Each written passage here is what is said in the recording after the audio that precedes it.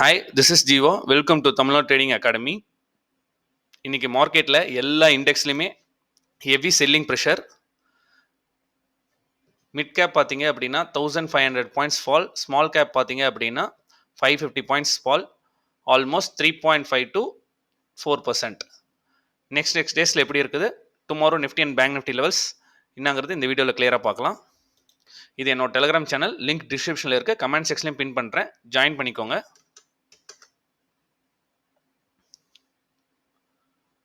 BSP செக்டாரில் morning life time ஹையிலிருந்து கண்டினியூஸாக எல்லா ஸ்டாக்ஸும் சைடில் ஸ்க்ரோல் பண்ணுறோம் பாருங்கள், கண்டினியூஸாக எல்லா ஸ்டாக்ஸும் ஆல்மோஸ்ட் 3 to 4% ப்ராஃபிட் புக்கிங்கில்.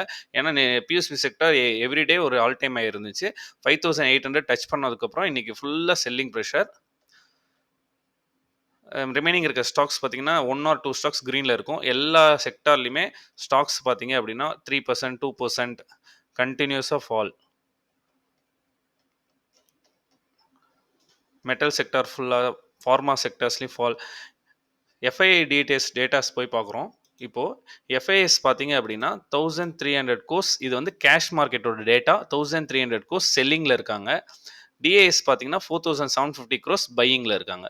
நெட்டு பார்த்தீங்கன்னா 3400 கோர்ஸ் பையிங்கில் தான் இருக்குது.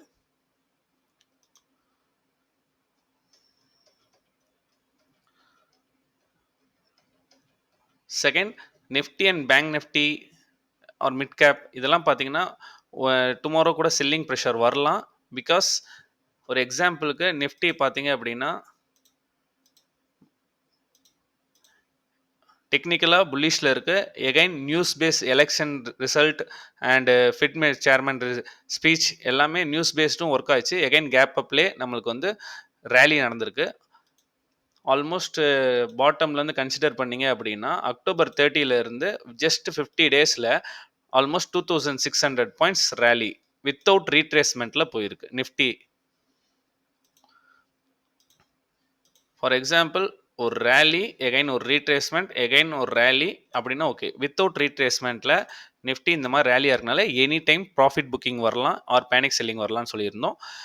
லாஸ்ட் வீக் சொன்னோம், நம்ம புட் ஆப்ஷன் ட்ரேட் பண்ணாதீங்க. பிகாஸ் நீங்கள் புட் ஆப்ஷன் ட்ரேட் எடுத்து லாஸஸ் பண்ணதுக்கப்புறம் மார்க்கெட் நல்லா ஹையில் கொண்டு போயிட்டு தான் அவங்க செல் பண்ணுவாங்க அப்படின்னு சொன்னோம். கன்ஃபார்மாக இன்றைக்கி பார்த்தீங்கன்னா லாஸ்ட் வீக் எல்லாம் புட் ஆப்ஷன் ட்ரேட் பண்ணி எகைன் கேப் அப் அப்படின்ட்டு இன்றைக்கி கூட ஆக்சுவலி கேப் அப்பில் தான் வச்சாங்க. மார்க்கெட் 21,500க்கு மேலே அங்கேருந்து செல் ஆஃப் வந்து ஹெவியாக வந்திருக்கு. நெக்ஸ்ட் டேஸில் செல் ஆஃப் வரலாம். ஒரு 200 to 300 பாயிண்ட்ஸ் இன்னும் ஒரு செல் ஆஃப் வரலாம்.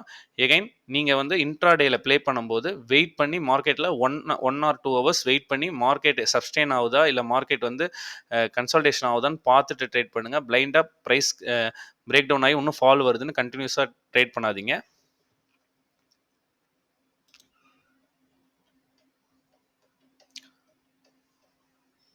மிட் கேப்லாம் பார்த்தோம் அப்படின்னா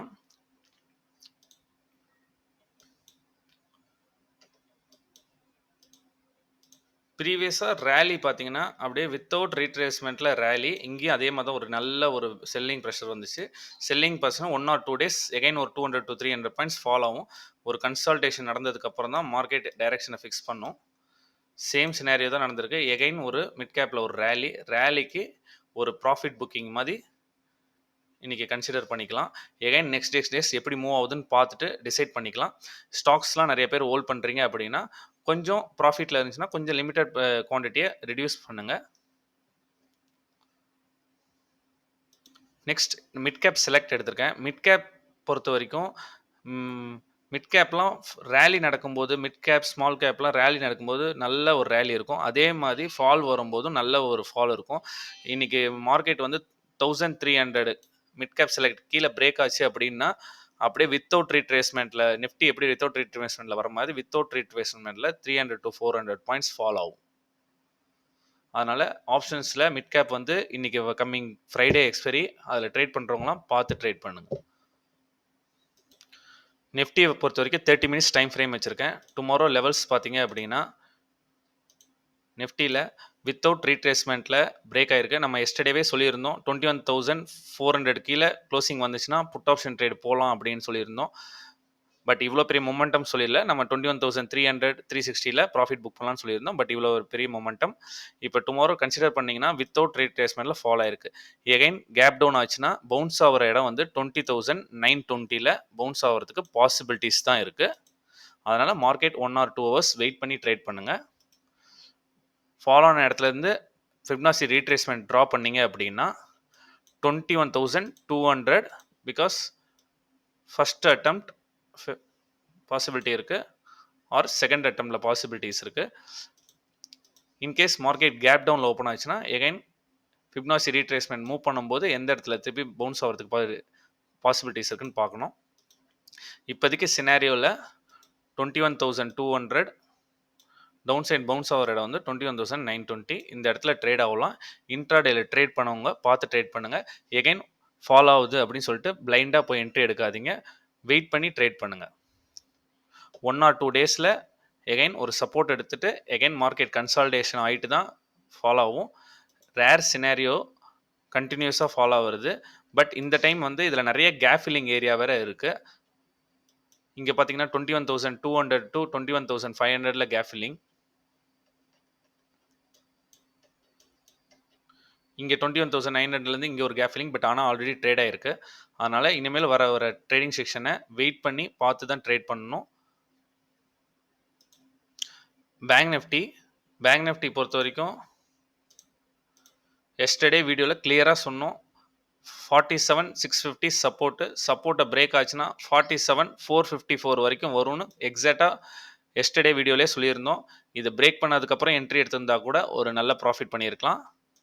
செகண்ட், இந்த ஏரியாவில் பி கேர்ஃபுல்லாக இருங்கன்னு நம்ம சொல்லியிருந்தோம். 47,900 to 47,800 பிகாஸ் இந்த ஏரியாவில் தான் டிசைட் ஆகும் எனி டைரக்ஷன் ஃபிக்ஸ் பண்ணுறதுக்கு அப்படின்னு நம்ம சொல்லியிருந்தோம். எக்ஸாக்டாக அந்த ஏரியாவில் தான் டிசைட் ஆகிருக்கு. செக் பண்ணி பாருங்கள் எஸ்டர்டே வீடியோவை. இப்போ பேங்க் நிஃப்டி சினாரியை பொறுத்த வரைக்கும் இந்த ட்ரெண்ட் லைனையும் பிரேக் பண்ணி அக்ரெசிவான ஃபால் இருக்குது. பேங்க் நிஃப்டி பொறுத்த வரைக்கும் நாளைக்கு எகைன் லோவில் ட்ரேட் ஆயிடுச்சு அப்படின்னா 47,800 to 47,400 வரைக்கும் போகிறதுக்கு கண்டினியூஸாக பாசிபிலிட்டிஸ் இருக்குது. நெக்ஸ்ட் டேஸில் ஃபால் வந்தாலும் அவசரப்படாதீங்க. வெயிட் பண்ணி ட்ரேட் பண்ணுங்கள். கன்சால்டேஷன் ஆகும். Again 1 or 2 days fall continue ஆகும். கண்டினியூ ஆகலனாலும் ஒரு இடத்துல கன்சால்டேஷன் ஆகும். அந்த இடத்துல டிசைட் பண்ணிக்கலாம். வெயிட் பண்ணி ட்ரேட் பண்ணுங்கள்.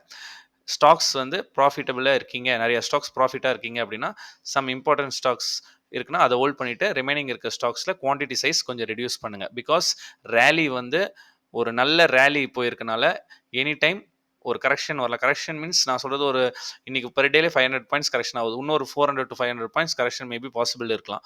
அதனால் இம்பார்ட்டன்ட் ஸ்டாக்ஸை ஹோல்ட் பண்ணிவிட்டு ரிமைனிங் இருக்க மிட் கேப் ஸ்மால் கேப் ஸ்டாக்ஸில் குவான்டிட்டி சைஸ் ரெடியூஸ் பண்ணி ட்ரேட் பண்ணுங்கள். இன்ட்ராடேல ட்ரேட் பண்ணுறவங்களாம் வெயிட் பண்ணி ட்ரேட் பண்ணணும். சென்செக்ஸ்லாம் 1000 பாயிண்ட்ஸ் வித்தவுட் ரீட்ரேஸ்மெண்ட்டில் ஃபால் ஆகுது. நாளைக்கு மார்க்கெட் எப்படி இருக்குன்னு 1 or 2 ஹவர்ஸ்க்கு அப்புறம் கன்சிடர் பண்ணி ட்ரேட் பண்ணுங்கள். இந்த வீக் ஃப்ரைடேக்குள்ளே மார்க்கெட் என்ன டைரக்ஷனில் இருக்குன்னு நம்ம நெக்ஸ்ட் வீடியோவில் எக்ஸ்பிளைன் பண்ணுறோம். தேங்க்யூ.